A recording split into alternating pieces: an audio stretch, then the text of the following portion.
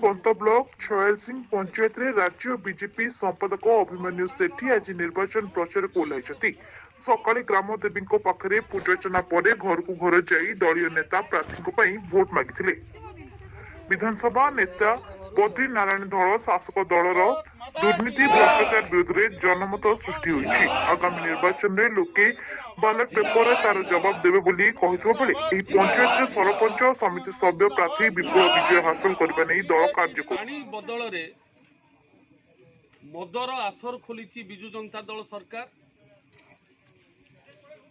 केंद्रीय योजनार बाटमारणा होछि। गरीब लोकंक पई उद्दिष्ट अर्थ को बिजु जनता दलर कर्मी माने स्पष्ट दिवालोक रे हरिलुट करुचंती।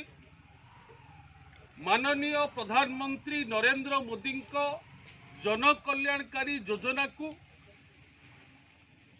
शासक दलर नेता माने सरकारी अधिकारी सहायता रे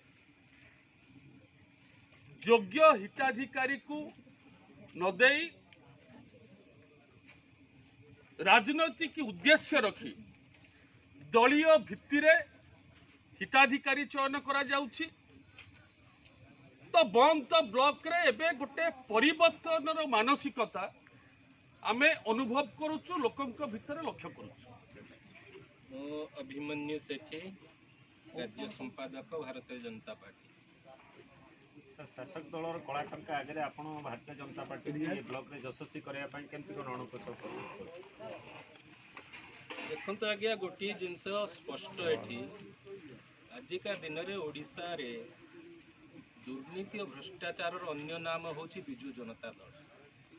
आपण माने समस्ते जानिछंती, लोक माने भी समस्ते जानि सारले। मुझे किछि साधारण लोकंक सहित कथबार्ता हला बेले जहाँ से माने कहिले जोपरी भाव में तांकर हक को मारिकी जो मानकर कि जो माने हकदार नुहंती तांको सब सरकारी योजना माध्यम घर हो पायखाना हो गुहाल हो सब दिया जाउछि। सेमानंकर जहाँ आज वक्तव्य थिला जे वर्तमान से मूल बदलिया को चाहूँ। मूल जदि न बदलेबे ताले जेतिक बालुंगा एठी पशिलेनी तांको बाछि हबनी जहाँ सेमानंकर वक्तव्य अछि। तेणु साधारण जनता आज बिजु जनता दलर ये कला शासन एपरी भाव में पीड़ित अच्छा मन बड़े सारी जे निश्चित भाव में एथर छयल सिंह पंचायत कथा देखा एठारे निश्चित भाव में परिवर्तन हम।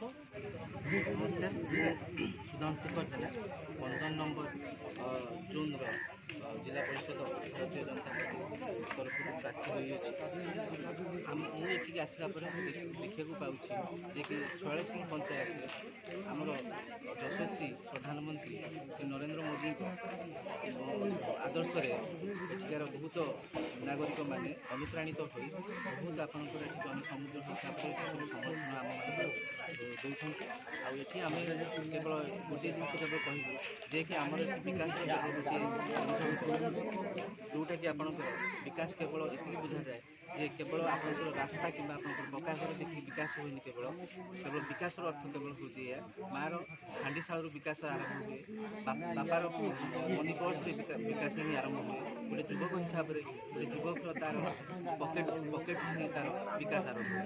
तेणु से हिसाब से मुझे प्रत्येक नागरिक मान मोर भोट भिक्षा कर विकास प्रकृत मौलिक अर्थ हिसाब से निजर उपयुक्त मत यदि दान करें उपयुक्त प्रार्थी पाइपर जो मैंने भविष्य में सेवा